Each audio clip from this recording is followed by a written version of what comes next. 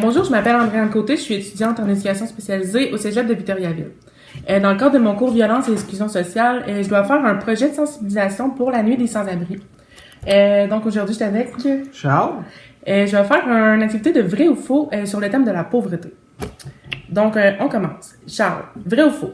Si tu gagnes moins de 18 424 $ par année, est-ce que tu es considéré en situation de pauvreté? C'est vrai. Oui, c'est vrai. Effectivement, selon la mesure du panier de consommation, qui est basé sur un panier de biens et de services qui permet de couvrir les besoins de base, dont manger, se loger, se vêtir, se déplacer, avec 18 424 $, tu peux pas couvrir tes besoins de base. Tu peux pas subvenir à tes besoins de base, dans le fond. Bon, deuxième question. Vrai ou faux? Les pauvres ne veulent pas travailler. C'est faux. Effectivement, c'est faux. Sur 10 personnes en situation de pauvreté, 4 personnes ont un travail rémunéré. Mais ces personnes-là ont soit un salaire minimum, temporaire, saisonnier ou temps partiel, le travail à temps partiel. Bon, la troisième question. Vrai ou faux? 40% des personnes en situation de pauvreté sont sur l'aide sociale. C'est faux. Effectivement, c'est faux. Seulement 8% des personnes qui sont en situation de pauvreté sont sur l'aide sociale. Quatrième question. Vrai ou faux? Sur l'aide sociale, on vit bien. C'est faux. Effectivement. Dans le fond, c'est un revenu qui couvre seulement la moitié des besoins de base que j'ai dit tantôt. Donc, les besoins de base que je vais répéter, se loger, nourrir, se déplacer, se vêtir. Vrai ou faux? Les pauvres sont souvent victimes de discrimination dans la recherche d'un logement, emploi ou dans les soins de santé. C'est vrai. La pauvreté paraît pas bien. Effectivement, t'as raison. Selon la Charte québécoise des droits et libertés de la personne, on peut pas nous traiter différemment du fait de notre condition sociale. Puis quand t'es pauvre, effectivement, t'es victime de discrimination à cause de ta condition sociale. Vrai ou faux? Le Québec met en place de l'aide suffisante pour contrer la pauvreté. C'est faux. Ouais. 40 000 familles québécoises ont un besoin vital de logement social, puis ils sont toujours en attente d'un HLM.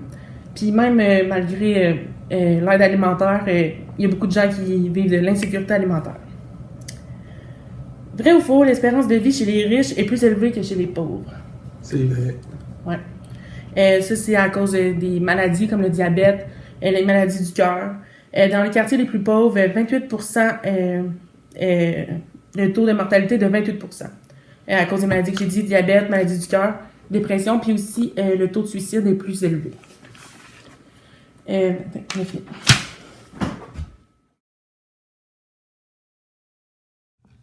Faut pas juger les gens, faut essayer de les aider. Puis que les mesures en place mises au Québec, sont pas assez, sont pas suffisantes pour aider les gens, comme qu'on a vu plus tôt. Il y a des gens qui sont pas capables d'avoir de logement. Il y a aussi des gens qui ont de la difficulté à manger. Les besoins de base sont pas comblés parce qu'ils sont en situation de pauvreté, justement. Donc, Charles, parle-moi de qu'est-ce que tu as appris aujourd'hui pendant notre activité de sensibilisation. Même avec tout ce que je connaissais sur le sujet, aujourd'hui, j'ai appris quelques nouvelles choses. J'ai appris que malgré tous les efforts faits, la pauvreté reste omniprésente partout au Québec.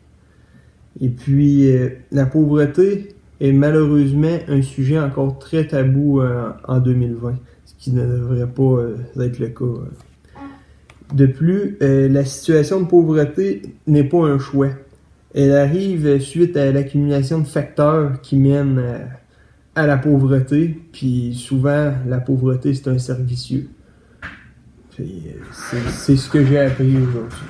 Bon, merci beaucoup, Charles.